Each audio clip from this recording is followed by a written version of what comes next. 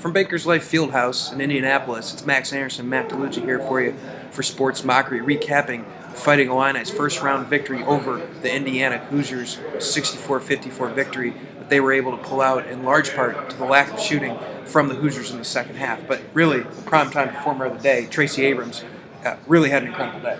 Absolutely, 25 points on 8 of 16 shooting. I mean, his second half was pretty dominant, and that really propelled Illinois to the victory.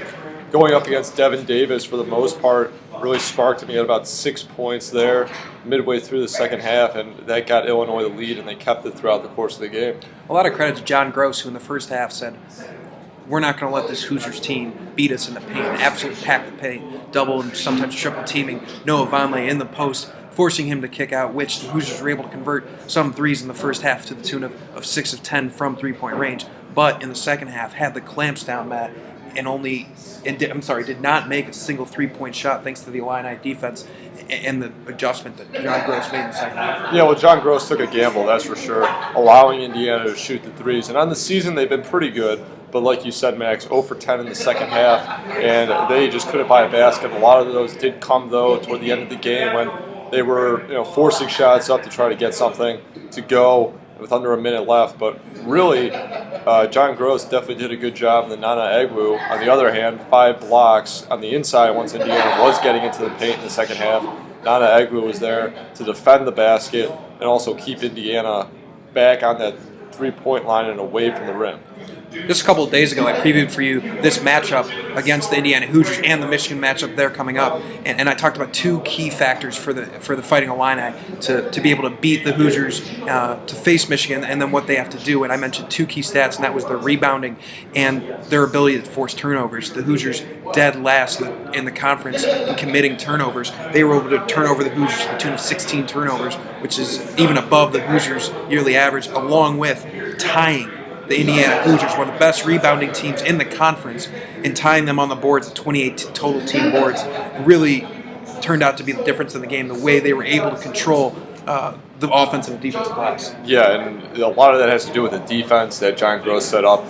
Illinois went between a 2-3 zone as well as a man-to-man, and they also did like a 2-3 trapping, a 2-3 man-to-man. So they did a lot of switching up, and that caused a lot of trouble for the Indiana Hoosiers, not able offensively to get a little bit of rhythm, and then that ultimately led to a lot of Illinois players on the glass and also getting those turnovers, getting those steals, and leading to easy buckets for the Illini. And you mentioned the different defenses that Illinois played. In the first half, we mentioned Illinois really tried to pack the paint and not allow Noah Vonleh to go to work to the tune of double and triple teams.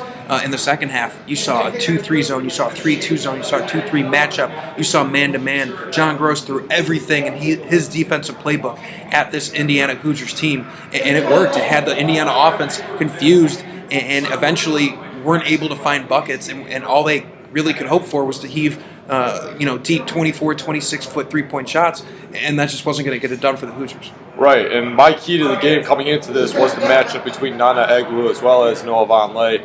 The two of them lead the Big Ten in rebounding, or at least in the top 3, both offensive and defensive rebounding. So both those guys know how to work in the paint. They know how to get down there and really battle. Today, Nana Egwu really went at Noah Vonleh. But really, it was Noah Vonleh versus the whole Illini team, not just Noah Vonleh versus Nana Egwu, because like you just said, John Gross threw double, triple teams at Vonleh. He did not find an open back bucket pretty much the whole day, except for one, I think, dunk at the end of a shot clock. But overall, Noah Vonleh, who was the key to this Indiana Hoosier team's success at some points in the season, didn't do well, and that ultimately caused the Hoosiers a loss. And we're a few minutes into a podcast talking about this Illinois and Indiana first-round Big Ten game. We haven't mentioned Yogi Ferrell yet, the Hoosiers' best player, who shot only 3 of 13 on the day. Really, the Hoosiers, or the Illini rather, did a great job of containing the Hoosiers' best player, going only 2 of 9 from three-point range.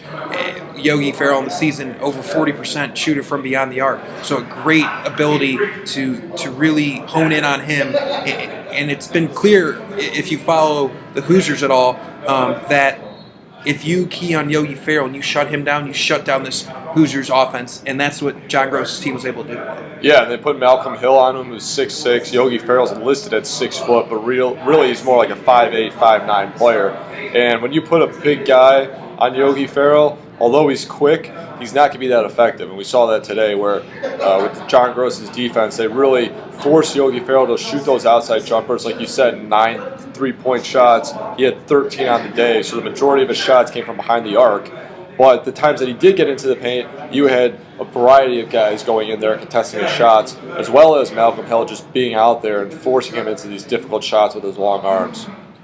Looking ahead tomorrow, the matchup against Michigan, obviously coming off a 30-point loss just a couple of weeks ago. A tough test for this Illini team coming up. But this team has a ton of confidence. Now their third win in a row. Obviously that big win at Iowa to end the regular season, and now a tough win against a gritty Indiana team.